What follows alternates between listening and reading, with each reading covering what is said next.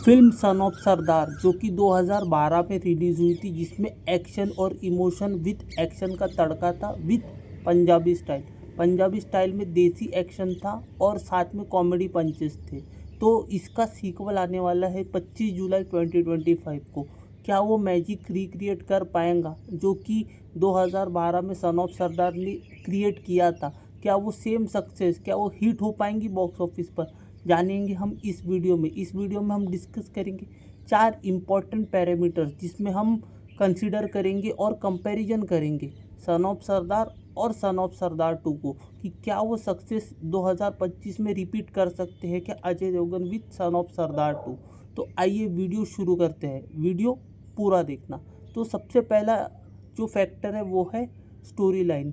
जो सन ऑफ सरदार की स्टोरी थी उसमें परफेक्ट ब्लेंड ऑफ एंटरटेनमेंट था। एंटरटेनमेंट का क्वेश्चन, उसमें एंटरटेनमेंट की कमी नहीं थी।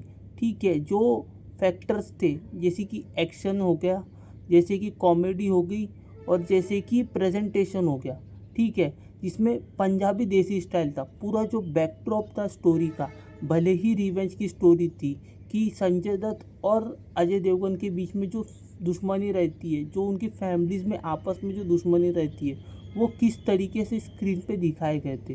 तो रिवेंज स्टोरी होने के बाद भी वो किस तरीके से दिखाए गए थे, विद देसी एक्शन, देसी मारधाड़ और विद कॉमेडी पंचेस, तो एंटरटेनमेंट की कमी नहीं थी। अब आ रही है 2025 में सन ऑफ सरदार 2। तो सन ऑफ सरदार 2 जब आ रही है तो सेम स्टोरी रिपीट करने की ज़रूरत नहीं है। स्टोरी में नयापन आने की बहुत ज़रूरत है। अगर आप सेम स्टोरी रिपीट करोगे तो ऑडियंस एक्सेप्ट नहीं करेंगी, बिकॉज ऑडियंस को चाहिए समथिंग न्यू, समथिंग एक्साइटिंग, जिसके लिए वो वेट करे। वो हम सन ऑफ सरदार 2 का जब टीज़र आएगा, जो कि मोस्ट प्रोबेबली 19 तारीख को आ सकता है, तब आपको पता चलेगा। स्टोरी में नयापन होना बहुत ज़रूरी है, बिकॉज अगर इसमें भी आप रिवेंज स्टोरी ही दिखाओगे, इसमें आप कोई और फैमिली का दुश्मन बताओगे, तो सेम चीज़ 2012 में जो चली वो 2025 में नहीं चलेंगी। ठीक है, तो story, in terms of story तो नयापन करना ही पड़ेगा। ठीक है, दूसरा पॉइंट, दूसरा फैक्टर जो है, जो सन ऑफ सरदार और सन ऑफ सरदार 2 को अलग बनाता है, वो रहेगी इसकी स्टार कास्ट। जो ओरिजिनल फिल्म थी, ओरिजिनल फिल्म में जो स्टार कास्ट थी, उसमें देखोगे तो आप उसमें थे Ajay Devgan in main lead and Sonakshi Sinha supporting him. ठीक है, तो Ajay Devgan, Sonakshi Sinha, then we have Sanjay Dutt, then we have Juhi Chawla, then we have Bindu Dara Singh and then we have Mukul. ये 6 लोग थे। मोस्ट इम्पॉर्टेंटली मोटा मोटा ये 6 ही लोग थे। तो और in special cameo we have Salman Khan and the entire cast and crew, और अदर भी लोग थे सपोर्टिंग में, लेकिन ये 6-7 लोग ही मेन थे। अब सन ऑफ सरदार 2 की कास्टिंग की बात करते। सन ऑफ सरदार 2 की कास्टिंग की अगर बात करें तो अजय देवगन तो सेम है। क्या ओरिजिनल स्टार कास्ट से और कितने लोग ये लोग ला पाते हैं? बिकॉज मुकुल भी है, बिंदु दारा सिंह भी है, लेकिन सोनाक्षी सिन्हा नहीं है। सोनाक्षी सिन्हा को रिप्लेस किया गया है मृणाल ठाकुर से। ठीक है, तो सोनाक्षी सिन्हा को रिप्लेस करके मृणाल ठाकुर को अपोजिट अजय देवगन इस बार लिया गया है। तो क्या संजय दत्त को लेके आते हैं? संजय दत्त इस फिल्म में होंगे या नहीं होंगे, वो देखना एक्साइटिंग रहेगा। और क्या कितने कितने लोग, मतलब कि जो ओरिजिनल कहानी है उसमें से कितने लोग सीक्वल में रहेंगे, कितने लोग सीक्वल का हिस्सा बनते हैं, वो देखना इंटरेस्टिंग रहेगा। और अगर नए लोग जुड़ते भी हैं जो कि पहले पार्ट में नहीं थे, तो ये कितनी, वो स्टोरी को कितना आगे लेके जाते, कितना सपोर्ट कर पाते। बिकॉज सन ऑफ सरदार में जो थे मेन लीड के अलावा सपोर्टिंग एक्टर्स भी तगड़े थे, तो उन्होंने भी फिल्म को एक अच्छा खासा बैलेंस दिया था, अच्छा खासा एंटरटेनमेंट बनाने में मदद करी थी। तो it is all about team work. आपके मेन लीड तो तगड़े ही थे, लेकिन आपका सपोर्टिंग एक्टर्स भी तगड़े थे। और आप परफॉर्मेंस की बात करो तो परफॉर्मेंस में अजय देवगन का देसी पंजाबी स्टाइल जो था वो बहुत कमाल का था। ठीक है, या आप संजय दत्त का एंट्रेंस देख लो, उनकी एंट्री देख लो, या फिर आप सोनाक्षी सिन्हा का चुलबुलापन देख लो। तो ये 3-4 फैक्टर थे जो कि सन ऑफ सरदार को एंटरटेनिंग बनाते थे। अब देखते हैं कि क्या वो सेम मैजिक रिक्रिएट कर पाते हैं सन ऑफ सरदार 2 में। बिकॉज कास्टिंग के लिए तो ये फिल्म को देखना ही पड़ेगा, बिकॉज सन ऑफ सरदार की कास्टिंग टॉप नॉच थी और वहाँ पे काम भी आर्टिस्ट लोगों ने तगड़ा किए थे।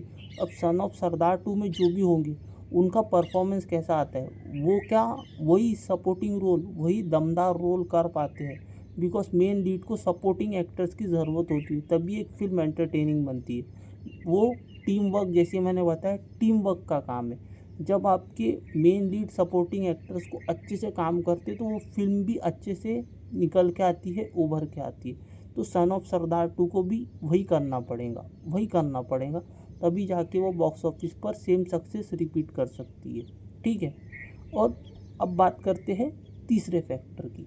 तीसरा फैक्टर जो है मोस्ट इम्पोर्टेंट वो रहेगा इसका प्रोडक्शन डिज़ाइन और सेट वैल्यू। बिकॉज देखो, प्रोडक्शन डिज़ाइन में क्या बात कर रहा हूँ मैं, बिकॉज सन ऑफ सरदार अगर आप बात करोगे तो वो पूरी पंजाबी स्टाइल की फिल्म है, पंजाबी फ्लेवर वाली फिल्म है। तो जो पूरा बैकड्रॉप है, जो मेन थीम है सन ऑफ सरदार की, वो है पंजाब।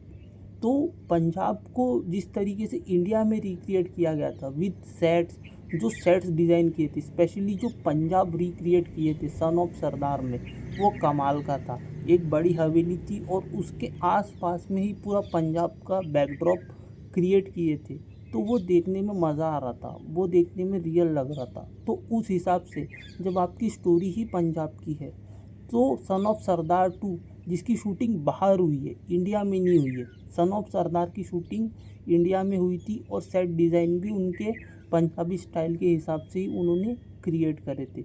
लेकिन व्हाट द प्रॉब्लम क्या है सन ऑफ सरदार 2 के साथ, कि उसकी शूटिंग बाहर हुई है। अब देखते हैं कि वो बाहर कितना वो पंजाब को रिक्रिएट कर पाते हैं। बिकॉज आप देखोगे कि स्टोरी में आप पंजाब का अच्छा ब्लेंड था, ठीक है, जो आपको सिनेमेटोग्राफी दिखाए, जो आपको सेट्स दिखा रहे थे, उसमें पंजाब की जो रंधावा के साथ जो संजय दत्त की हवेली है वो बहुत अच्छा दिखा है। रंधावा जो संजय दत्त का दुश्मन था, जब अजय देवगन उनके घर पे जाते संजय दत्त के, उसके बाद जो पंजाब दिखा है वो लग रहा था कि हम पंजाब की कोई फिल्म देख रहे हैं। तो वो चीज़ ध्यान में रखना पड़ेगा, बिकॉज उसके डायलॉग भी पंजाब में थे एंड एक्शन भी था, इमोशन भी था, जैसे मैंने आपको बताया कॉमेडी भी था। ठीक है, तो अब वो ध्यान रखना पड़ेगा कि वो फिल्म के थीम को मैच करे, फिल्म का जो हार्ट है, फिल्म का जो सोल है, उसको मैच करना बहुत ज़रूरी है। फिल्म की जो वाइब है, जो पंजाब की जो वाइब है, वो मैच करना बहुत ज़रूरी है। और ये चैलेंज रहेगा सन ऑफ सरदार 2 के मेकर्स के लिए कि वो सेट डिज़ाइन तो मैच करे ही करे, एक्टर्स की कास्टिंग को ध्यान में रखे और स्टोरी, जैसा मैंने बताया, वो चीज़ को भी ध्यान में रखे। तो एक एक फैक्टर से अगर वो सही सही गिर गए, सही सही अगर बैठ गए, परफेक्ट ब्लेंड हो गया, तो वो फिर से वो वैसी ही एंटरटेनिंग फिल्म बन सकती है। और पंजाबी लैंग्वेज का यूज़ किस तरीके से फ़न और एंटरटेनिंग वे में, स्पेशली डायलॉग बोलने में कैसे यूज़ करते हो, क्योंकि बिकॉज कॉमेडी फिल्म है तो कॉमेडी आपको लाना पड़ेगा। तो जो फिल्म थी वो फिल्म में पाजी कभी हंस भी लिया करो, तो ऐसे पंजाबी डायलॉग बीच बीच में थे जो कि कॉमेडी पंचेस का काम कर रहे थे। तो इसमें भी ब्लेंड करना पड़ेगा विद हिंदी एंड पंजाबी, देसी एंड हिंदी लैंग्वेज को ब्लेंड करके एक परफेक्ट स्क्रिप्ट लिखनी पड़ेगी, एक परफेक्ट स्टोरी बिल्ड करनी पड़ेगी। और उसके लिए बैकड्रॉप, मतलब कि जो थीम क्रिएट करोगे, वो बहुत इम्पोर्टेंट है। ठीक है, तो सन ऑफ सरदार 2 के मेकर्स को ये चीज़ ध्यान में रखनी पड़ेगी। और फोर्थ एंड लास्ट पॉइंट है म्यूज़िक बहुत इम्पोर्टेंट है। जैसे सन ऑफ सरदार में 2 गाने थे, रानी तू मैं राजा एंड पॉप ऑफ, वो दोनों गाने बहुत अच्छे थे। तो म्यूज़िक का इस पे ध्यान देना पड़ेगा। इवन बिछड़न सॉन्ग वॉज गुड, वो जो जिस मूवमेंट पे आता है, उस मूवमेंट पे जो अजय देवगन की एक्टिंग आती है बिछड़न सॉन्ग में, तो वो देखना आप। जैसे वो घर के बाहर निकलते हैं, तो वो बिछड़न सॉन्ग में जो एक्टिंग करते हैं अजय देवगन, वो तगड़ी थी। मतलब सन ऑफ सरदार के गाने अच्छे थे, कमाल थे, स्टोरी के साथ अच्छे से ब्लेंड हो रहे थे। इसीलिए सन ऑफ सरदार 2 के मेकर्स को म्यूज़िक के ऊपर ध्यान देना पड़ेगा। जो भी म्यूज़िक डायरेक्टर है, सबसे पहले तो ओरिजिनल गाने लाने पड़ेंगे, उसके बाद ओरिजिनल गाने के साथ साथ ऐसे गाने लाने पड़ेंगे जो ज़बान पर चढ़ जाए, बिकॉज अगर म्यूज़िक तगड़ा होगा तो मैं हमेशा बोलता हूँ कि आधा काम वहीं पे हो जाता, आप ऑडियंस का अटेंशन वहीं पे ग्रैब कर लेते हो। ऑडियंस आपकी मूवी क्यों देखने आएंगी? आपका म्यूज़िक अच्छा होना चाहिए। अगर म्यूज़िक अच्छा रहेगा तो ऑडियंस कंसीडर करती है।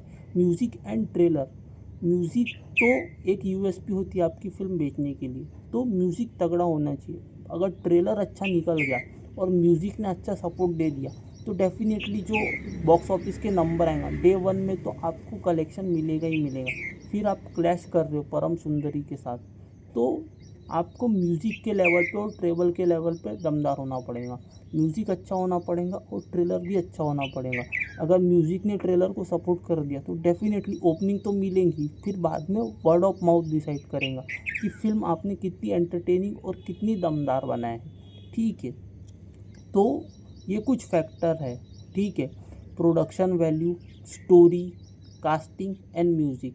इसके अलावा अगर हम बात करेंगे तो फिर इसका क्लैश है परम सुंदरी के साथ। तो देखते हैं कि परम सुंदरी एंड सन ऑफ सरदार का 25 जुलाई 2025 को क्लैश होगा। ठीक है, तो क्लैश तो पहली बात तो होना नहीं चाहिए। अगर क्लैश हो रहा है तो फिर दोनों में भिड़न होंगी, बिकॉज क्या है कि दोनों फिल्म के बिजनेस को डेंट होगा। परम सुंदरी को भी डेंट होगा और सन ऑफ सरदार 2 को भी डेंट होगा, तो दोनों के लिए अच्छा नहीं है। लेकिन क्या प्लस पॉइंट हो सकता है कि अगर जिसका ट्रेलर अच्छा रहा और जिसका म्यूज़िक अच्छा रहा, जिसकी स्टोरी अच्छी है, जिसका ट्रेलर दमदार रहेगा, जिसका म्यूज़िक दमदार रहेगा, ऑडियंस पहली प्रेफरेंस उसको देंगी। ठीक है, चाहे वो परम सुंदरी हो या सन ऑफ सरदार हो।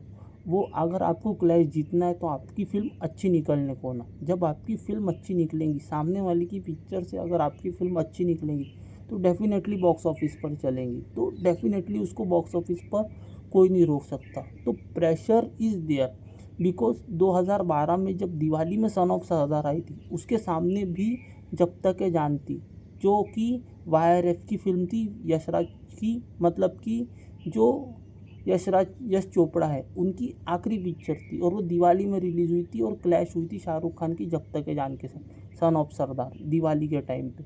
तो इसमें भी क्लैश है। ठीक है, वो भी चल गई थी, लेकिन इसमें अभी वो 2012 था, ये 2025 है। 2012 की बात और थी क्लैशेस की, और 2025 की बात कुछ और है। तो स्क्रीन के लिए मारामारी तो होगी ही होगी, बिकॉज कोई भी प्रोड्यूसर, कोई भी डिस्ट्रीब्यूटर वो चाहता है कि मैक्सिमम स्क्रीन मेरे को मिले। कोई भी प्रोड्यूसर चाहता है कि मेरे को मैक्सिमम स्क्रीन पे मैं अपनी फ़िल्म रिलीज़ करूँ। कोई भी प्रोड्यूसर रहो, सबको प्रॉफिट ही चाहिए। तो वो एग्जीबिटर से डेफिनेटली रिक्वेस्ट करने वाले कि आप मेरी फ़िल्म को ज़्यादा स्क्रीन दो, मेरी फ़िल्म को ज़्यादा मौके दो।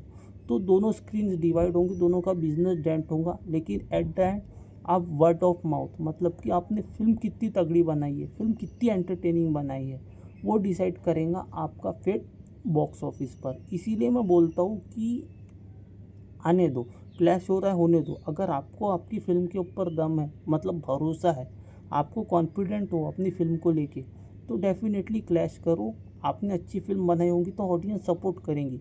और क्लैश में भी ऐसा नहीं होता है कि दोनों फिल्में बुरी होती है, कभी तो दोनों फिल्में बुरी हो जाती है तो दोनों फिल्में नहीं चलती, और कभी दोनों फिल्में क्लैश में अच्छी होती है तो दोनों भी फिल्में चलती है। तो 25 जुलाई 2025 is the most important clash होने वाला है। बिकॉज जुलाई मंथ का सबसे तगड़ा क्लैश वही होने वाला है। बिकॉज परम सुंदरी मैडॉक की फिल्म है, वो भी तगड़ा कंसेप्ट है, और son of Sardaar 2 sequel factor लेके आ रहा है। तो कौन जीतेगा वो एक्साइटिंग रहेगा, वो देखना काफ़ी इंटरेस्टिंग रहेगा कि कौन सी फिल्म जीतती है, परम सुंदरी बाजी मारती है या सन ऑफ सरदार 2 बाजी मारती है। तो ये जुलाई मंथ का सबसे मोस्ट अवेटेड क्लैश है। अगर 25 जुलाई 2025 को सन ऑफ सरदार 2 परम सुंदरी के साथ क्लैश होगी तो देखने में मज़ा आएगा। जिसका कंटेंट दमदार, उसकी फ़िल्म भी दमदार रहेंगी, और उसकी फ़िल्म को ऑडियंस सपोर्ट भी देंगी, प्यार भी देंगी। तो ये थे कुछ फैक्टर जो कि मुझे लगता है कि सन ऑफ सरदार 2 को करने पड़ेंगे अगर सन ऑफ सरदार का मैजिक क्रिएट करना है। ठीक है, तो सबसे पहले आने वाला है टीज़र और ट्रेलर कितना दमदार होता है वो डिसाइड करेगा अलॉन्ग विद द म्यूज़िक। तो सबसे पहले टीज़र का वेट करो, उसके बाद ट्रेलर का वेट करो, और फाइनली उसके बाद सॉन्ग्स का वेट करो। ठीक है, तो देखते हैं कि कितना दमदार ये लोग बनाते हैं सन ऑफ सरदार 2। ठीक है, आपकी क्या व्यूज़ है, आपके क्या एक्सपेक्टेशंस है, और आपको क्या क्या लगता है कि सन ऑफ सरदार 2 में क्या क्या और फैक्टर्स होने चाहिए जिससे कि वो सक्सेस जो सन ऑफ सरदार ने को मिली थी वो रिपीट होनी चाहिए, वो आप मेरे को कमेंट सेक्शन में बताओ।